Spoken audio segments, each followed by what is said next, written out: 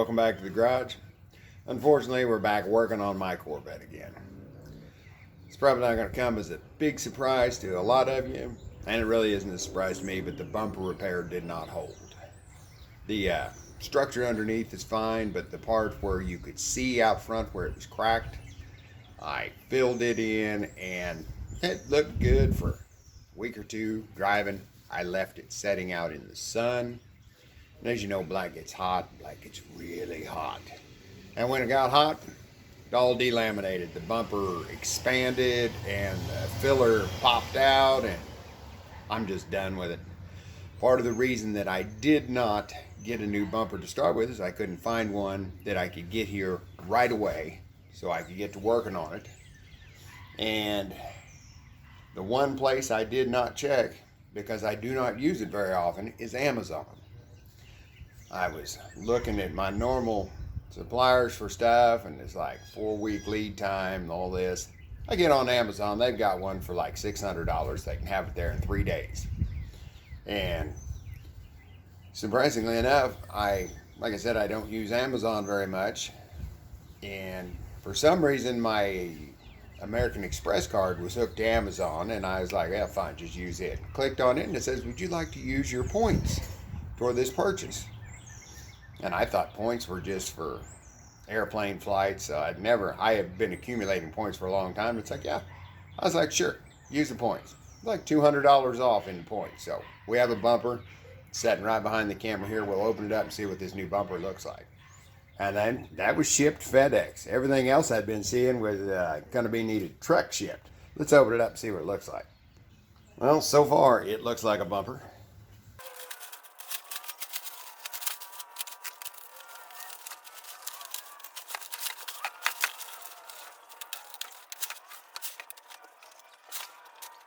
It looks like a bumper cover.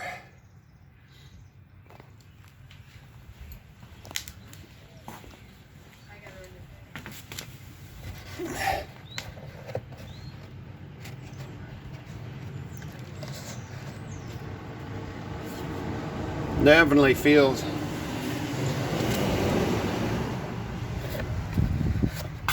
a little thin and floppy. And of course, they put the stupid holes there for the emblem, which I would prefer to shave the emblem off. I don't know. I don't know how I feel about it yet. I have to see it on the car. Got painting instructions. Well, it's a cover. If this don't work, probably going to end up with a C5 go-kart. Yeah, wife didn't like that idea. So now, I'll go pull the old one off. Well, it has been removed. And that was actually surprisingly easy to take off the car.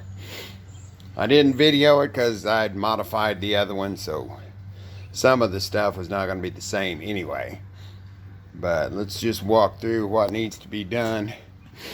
You have your bolts along the bottom that hook to that little filler piece. All that has to come out.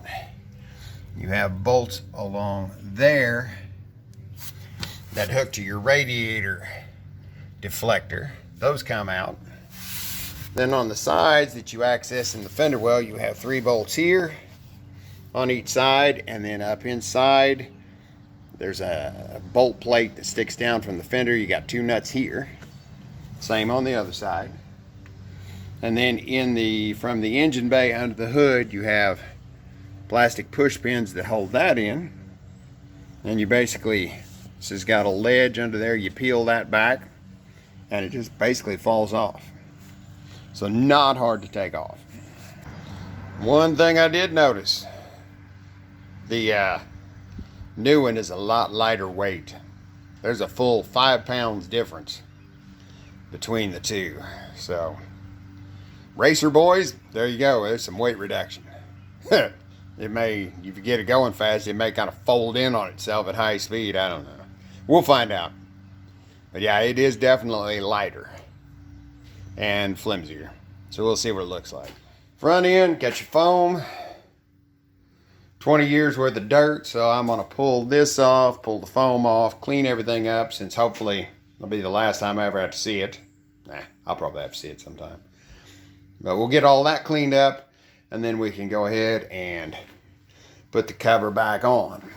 And here's the stud plates I was telling you. They come in from the fender and tie that together. So we'll clean up this area too. Put some anti-seize on those bolts, because a couple of them are a little hard to get out. And I know some of you are going to be screaming that I should paint the bumper before I put it on the car, but I have decided to go with Avalanche Gray dip coat. So it's not going to make any difference on that. And so I'll just put the bumper on, and I'm going to shoot the whole car, see what it looks like. Well, removing the foam was a piece of cake. There is one bolt that goes through this centerpiece. Comes out, the foam comes off. More dirt needs cleaned. Like I said before, this car's got 200,000 miles on it. I drive it in all kinds of conditions, so. I'd heard they stuck a build sheet in the front bumper, but there's no build sheet in there. And fortunately, it's not rusty inside there. So next up, pull this top piece off, clean all this, give some stuff a shot of paint, and we're ready to reassemble.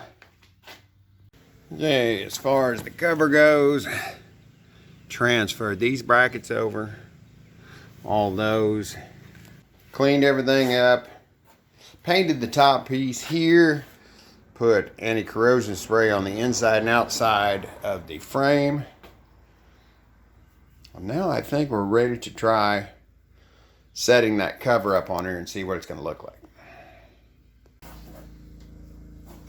Okay, there is a lip under here that fits up on this plastic bracket. Bring this in and get that up over that.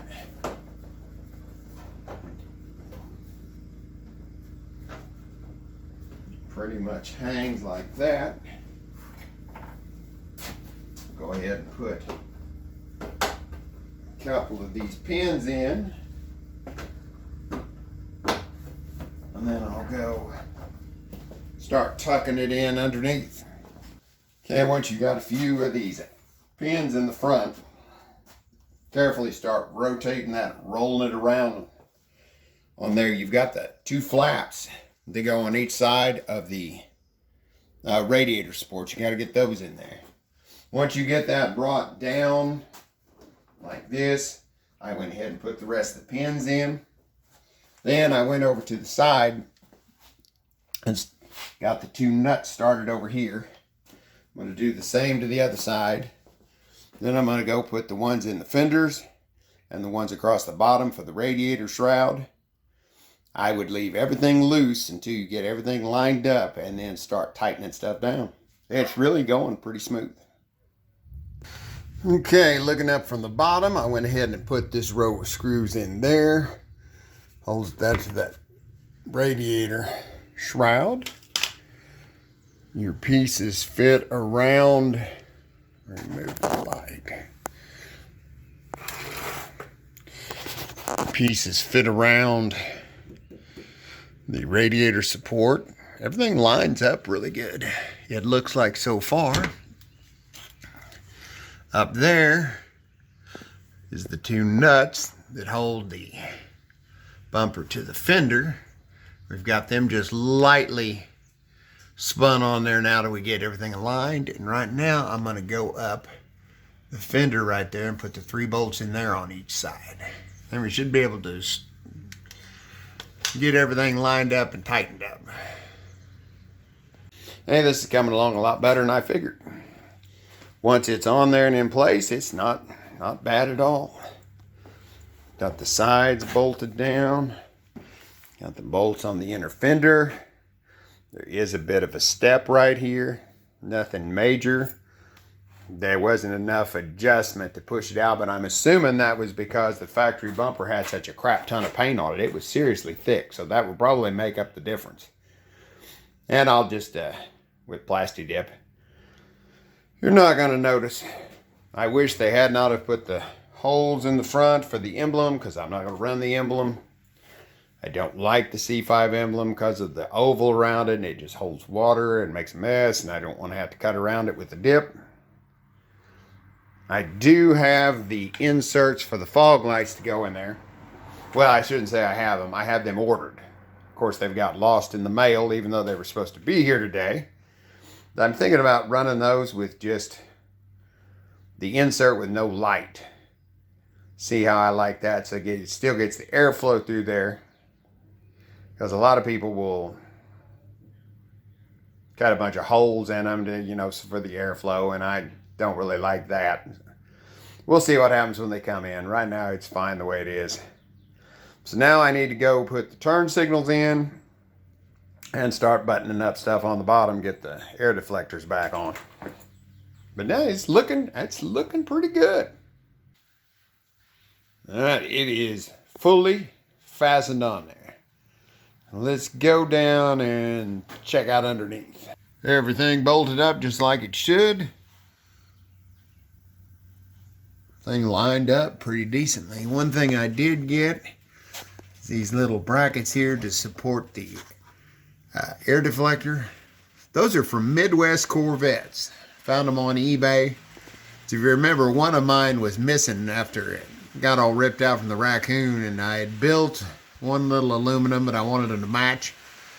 $30 for a pair of those off eBay from Midwest, and I like other sides the same. Everything looks good down here. The flat pieces here, everything bolts up just like it should. Got a little bit to do up top though. As far as body alignment, I mean, I know there's the difference in the paint thickness, but this part of the hood's a little high. And you can see both headlight are a little raised. So those need lowered down. This one's a little tight here. So it looks like the whole cover could be kind of pivoted around, moved back a hair. So I'm going to take a look at that, get that lined up. Need to put a little epoxy in the holes there. But the turn signals went in just like they should. Brake ducts fit good. Not a bad little bumper. Thought I'd end this video with a little bit of headlight adjustment since we was trying to line that up better. First thing, you can use your adjuster here.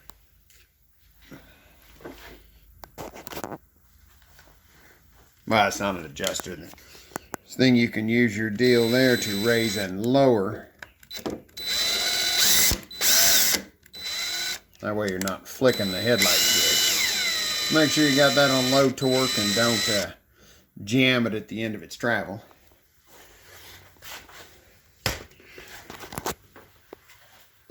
Grab the little shroud. There's a screw there, two on the inside. Takes that out. You got two T15 torques there, one here, and that lets you take the top off. And that gets you to the adjustments. Now, since these cars apparently didn't fit very good from the factory, they put lots of adjustments and everything. It's kind of like the windows. But you have these little knobs here that you can raise and lower where the cap sets, and then you've got 4 T15s here, and that lets this whole assembly move, so you can get it centered in the hole like you want, raise and lower these, and bolt it down on the side, and you should be able, with a lot of trial and error, to get that headlight cover to where it's centered in the hole, level with the body lines like it should be. But it is a lot of trial and error, kind of a pain, but it's got to be done. All right, I'm going to end it here. For the bunny, the bumper seems to be pretty good. I think it'll look good with the avalanche gray dip coat.